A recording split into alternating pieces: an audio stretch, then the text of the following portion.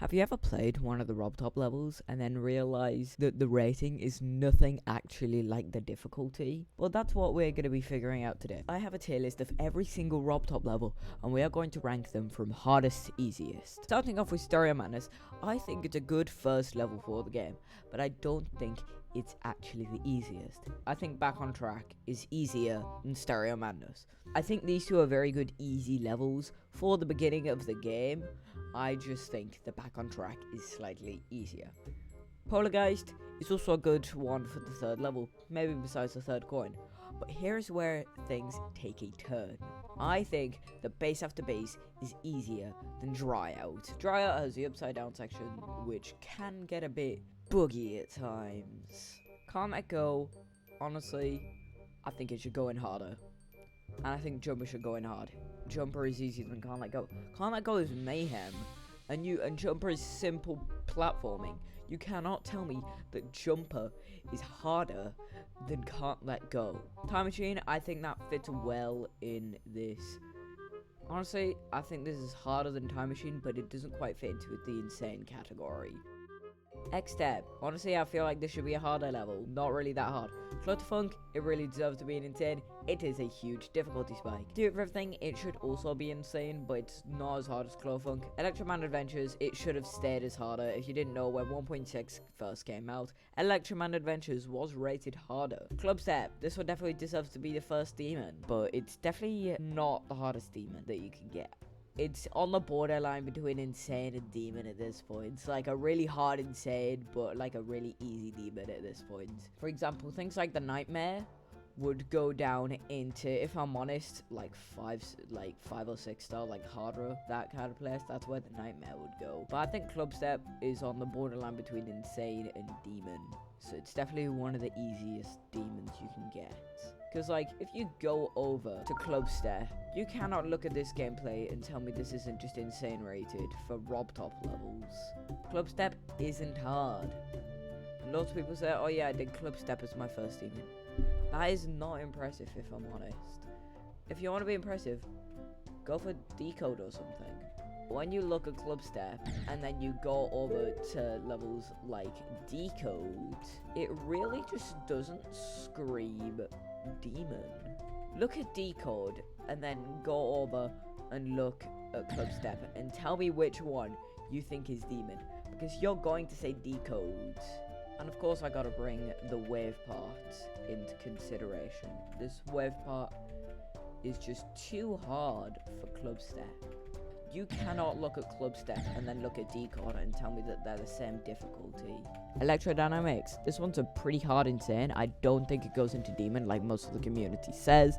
Lots of people think that Electrodynamix should be a demon rated, when I don't think it is. It's actually pretty easy. Once you get the hang of Electrodynamix, it's on the borderline between insane and harder. But just for that learning process, I'm going to keep it up in insane. Hexagon Force, it's at the very bottom of insane. Like, it's borderline between harder and insane. Because Hexagon Force really isn't that hard. Blast Processing, this one carefully sits above Cant Let Go. But I really don't think it's harder than Time Machine. Theory of Everything 2, Demon. Let me put it above Clubstep. There we go.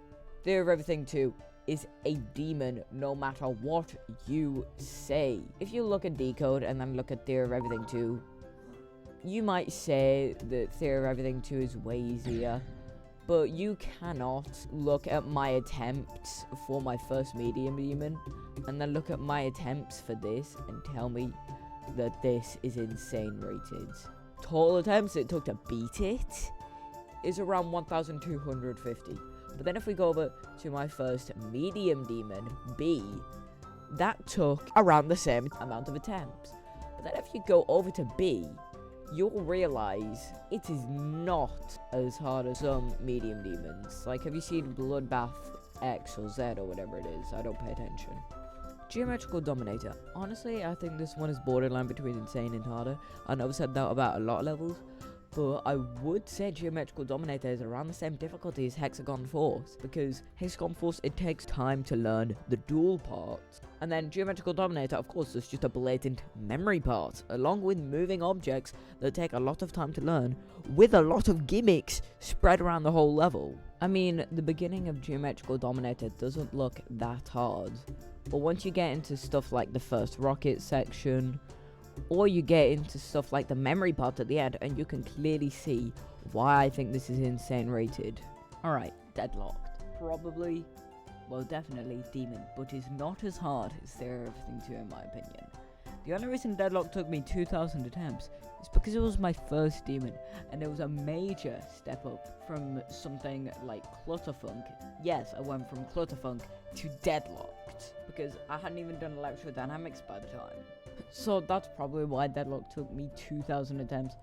Clubstep and Tortu took me roughly the same amount of attempts, but I definitely know Tortu was definitely harder because of the tight gameplay.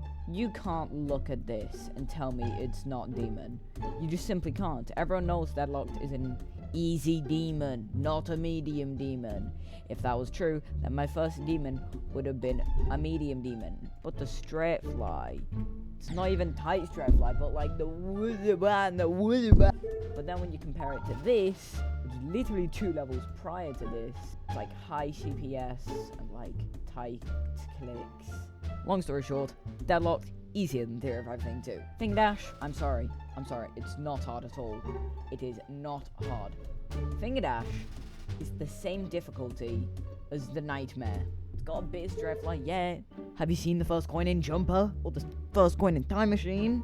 So that is my list. I hope you enjoyed. I'm not expecting anyone to agree fully on what I've done, but honestly, I think it's a cool list. Like, subscribe, share with your friends, maybe even purchase a member if you want. I've enabled them, and I will see you next week.